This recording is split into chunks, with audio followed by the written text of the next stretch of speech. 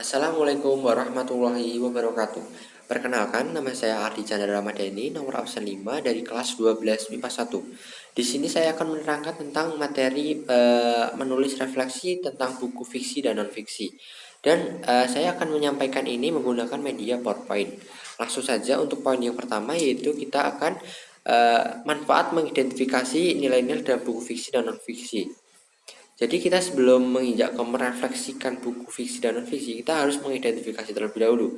Dan manfaatnya yang pertama, kita akan mendapatkan menambah pengetahuan dan wawasan. Kenapa kita menambahkan pengetahuan dan wawasan?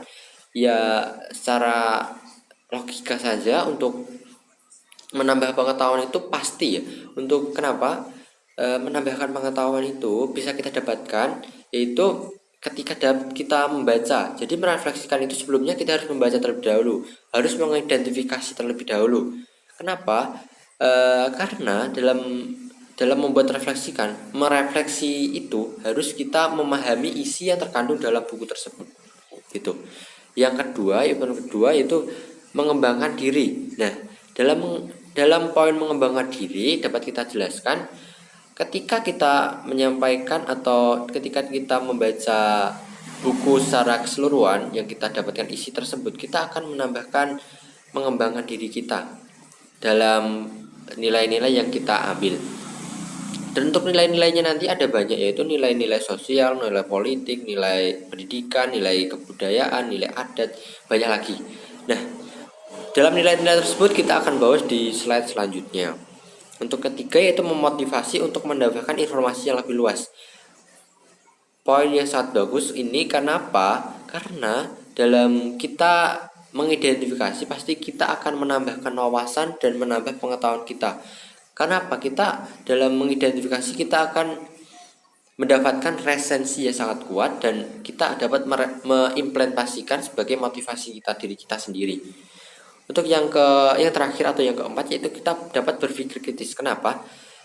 Karena dalam mengidentifikasi atau merefleksikan, kita harus berpikir secara kritis, harus mencari isi yang terkandung dalam buku tersebut. Gitu. Untuk poin selanjutnya, poin kedua, yaitu kita membahas pengertian buku fiksi dan non fiksi. Yang pertama itu buku fiksi. Buku fiksi pengertiannya prosa naratif yang sifatnya imajinatif. Jadi dalam buku fiksi ini yaitu sifatnya khayalan, jadi dikarang oleh suatu pengarang yang isinya nanti bisa memotivasi dan lain sebagainya. Kebalikannya dari fiksi yaitu non fiksi. Jadi non fiksi ini buku yang dikembangkan berdasarkan fakta, jadi sesuai data atau informasi yang kita dapatkan. Contohnya kalau seperti non fiksi itu biografi, buku pelajaran sekolah, buku motivasi dan resensi gitu.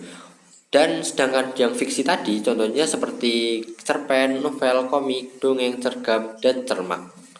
Begitu. Untuk poin yang selanjutnya, yaitu poin ketiga, itu kita membahas nilai kehidupan dalam buku fiksi. Dalam nilai pertama, yaitu kita membahas nilai sosial. Nilai sosial adalah nilai-nilai yang berkaitan dengan tata pergaulan antara individu dengan masyarakat. Jadi kita dalam bersosialisasi dengan orang lain gitu. Untuk budaya adalah nilai-nilai yang berkaitan dengan kebiasaan, tradisi, adat istiadat tertentu. Jadi dalam kita bersosialisasi juga dalam kita berbahasa, bergaul, dan juga dalam keadaan tradisi di sekitar kita, di lingkungan rumah kita. Dan untuk moral, yaitu adalah nilai-nilai yang berkaitan dengan akhlak atau etika, yaitu tentang pikiran dan hati perasaan kita. Kalau tentang nilai moral. Untuk agama, yaitu adalah nilai-nilai yang berkaitan dengan ajaran agama tertentu, jadi menurut ajaran agama kita masing-masing.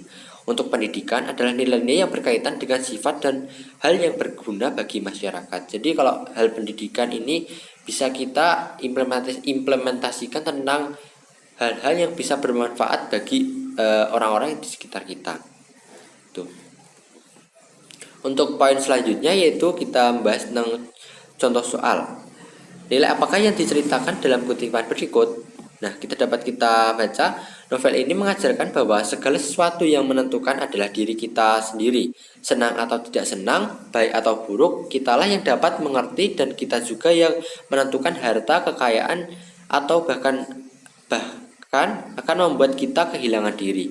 Dari bacaan tersebut dapat kita sampaikan dan dapat kita lihat juga bahwa di PowerPoint tersebut nilai yang kita dapat adalah nilai moral. Kenapa? Dalam kutipan tersebut karena dapat kita ambil dari kalimat segala sesuatu yang menentukan adalah diri kita sendiri. Senang atau tidak senang, baik atau buruk, kitalah yang dapat mengerti dan kita juga menentukan. Jadi ya kembali lagi dari tadi untuk nilai moral, pengertiannya nanti yaitu tentang perasaan atau batin kita, pikiran dan dalam hati kita gitu. Untuk slide selanjutnya yaitu merefleksikan buku fiksi dan non-fiksi.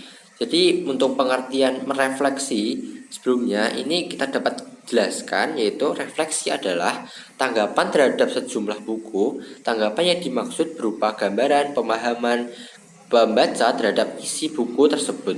Mungkin pula di dalamnya terdapat penilaian terhadap buku itu, baik itu berupa kelebihan maupun kekurangannya. Jadi merefleksikan ini bukan hanya kita menilai dari segi kekurangan maupun kelebihannya juga, tetapi dalam merefleksikan ini kita mencakup semuanya dari isinya maupun kelebihan kekurangannya. Jadi tidak menjurus ke kekurangan kelebihannya maupun isinya saja. Kita mencakup semuanya untuk bisa kita implementasikan pada orang-orang yang akan membaca atau merekomendasikan buku tersebut. Untuk proses refleksi buku fiksi dan non-fiksi dapat kita lihat yang pertama itu gambaran pemahaman pembaca. Itu gambaran pemahaman pembaca ini kayak kita memberikan kesimpulan refleksi itu kepada pembaca yang sudah membaca isi buku tersebut. Jadi kesimpulan lah intinya. Untuk yang kedua yaitu penilaian kualitas buku. Jadi dalam selain isi yang terkandung, kita menyampaikan penilaian kualitas bukunya dan ada juga saran dan rekomendasi. Untuk contoh menulis refleksi buku non fiksi yaitu contohnya dapat kita lihat baca yaitu contoh karyanya mencerminkan pengalaman pengarangnya yang beraneka ragam. Oleh karena itu, langsung mengambil pengalaman itu dari tangan pertama. Bahkan, bahan-bahan itu terasa hidup dan inspiratif bagi pembacanya. Karya-karya itu sangat informatif sehingga memberi rangsangan bagi pembaca untuk mengetahui lebih mendalam kawasan mana saja yang digunakan sebagai latar. Karya-karya itu juga sangat inspiratif karena diucapkan lewat kekuatan kreativitas yang mengekalkan pola lirisme di dalam lirik-lirik yang plastis.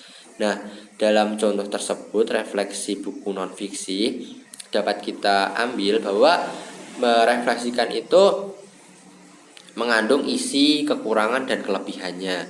Tetapi ini mungkin dapat saya sampaikan bahwa kalau yang ini kurang dari segi kekurangannya. Jadi ini mengunggulkan kelebihannya dan di dalam isinya menggambarkan apa saja. Untuk yang poin kedua yaitu menulis refleksi buku fiksi. Contohnya dalam novel ini saya merasakan tentang perlunya sikap tegar ketika ditimpa masalah, melangkah maju ketika masalah begitu berat, dan rasanya jatuh cinta dan rasa ketika rindu bertemu pasangan bertemu kembali setelah sekian lama, berpisah dan cemburu yang pernah atau sedang remaja mungkin akan tersenyum melihat tingkah laku. Imajinasimu benar-benar akan dibuat terbang oleh sang pengarang. Nah, ini beda dari buku non-fiksi, bahwa buku non-fiksi ini berkaitan buku fiksi ini berkaitan tentang imajinasi pengarang. Jadi tidak berdasarkan dari data-data yang tersantum atau fakta-fakta yang terkait informasi yang ada. Begitu dapat saya sampaikan. Mungkin ada salah kata saya mohon maaf. Akhirul kalam. Wassalamualaikum warahmatullahi wabarakatuh.